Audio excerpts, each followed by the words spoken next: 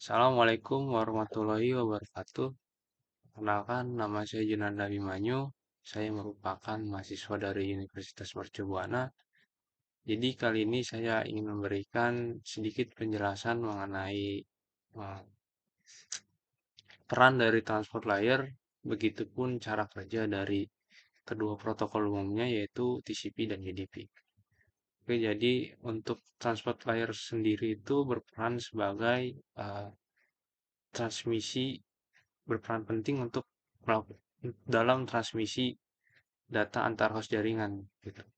Jadi si transport layer ini menyediakan layanan komunikasi peer-to-peer uh, untuk menciptakan layanan yang lebih efisiensi, menciptakan pengiriman yang jauh lebih efisien dan efektif gitu. Jadi bisa menciptakan rasa aman gitu di saat data itu sedang dalam proses pengiriman atau penerimaan.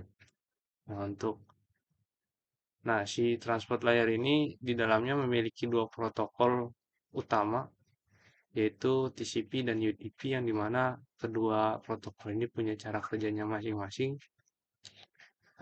Untuk perbedaannya sendiri bisa dilihat pada gambar, di mana si TCP ini, dia ini cara kerjanya adalah memberikan,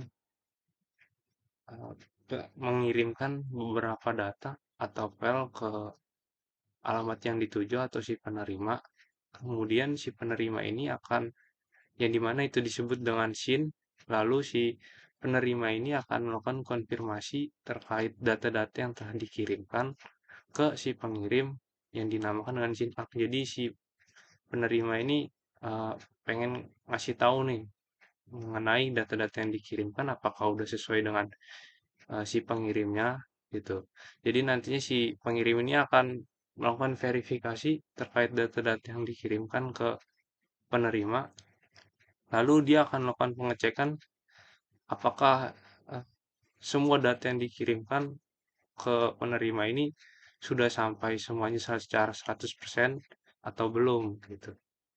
Jadi kalau ada beberapa data yang hilang, nantinya si pengirim ini akan melakukan konfirmasi ulang atau sekaligus mengirimkan data atau file yang kurang tersebut atau yang hilang tersebut gitu untuk menambahkannya. Lalu setelah itu si penerima akan melakukan konfirmasi lagi gitu untuk terkait pengiriman data yang tadi yang ditambahkan gitu. Begitupun seterusnya sehingga si data atau file tersebut berhasil terkirim secara 100%. Jadi protokol TCP ini untuk keamanannya itu lebih eh, baik daripada UDP gitu. Karena dia menciptakan koneksi antar si pengirim dan penerima agar bisa menciptakan pengiriman data yang jauh lebih aman dan efisien.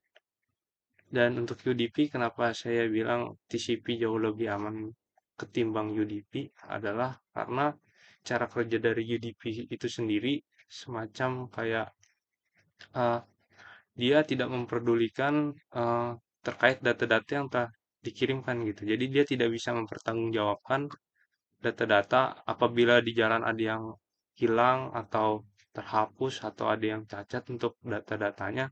Jadi si pengirim ini uh, tidak peduli. Jadi dia akan terus mengirim, mengirim, mengirim, mengirim. Jadi di mana si penerima melakukan request, kemudian si pengirim ini akan terus mengirimkan data-data datanya tanpa memikirkan data yang hilang di tengah-tengah jalan gitu. Nah, tapi UDP ini sangat cocok untuk diterapkan pada eh, perangkat-perangkat atau jaringan-jaringan VoIP yang eh, di mana tuh eh, cara pengiriman datanya itu berupa suara ataupun gambar gitu. Jadi kedua protokol ini punya kelebihan dan kekurangan masing-masing dan punya cara tersendiri dalam melakukan pengiriman data gitu. Jadi untuk data-data yang berisikan suara ataupun gambar itu lebih cocok menggunakan protokol UDP. Kalau untuk data-data seperti file atau semacam PDF atau data-data yang ibarat kata berisi dokumen-dokumen penting, maka disarankan untuk menerapkan protokol TCP ini.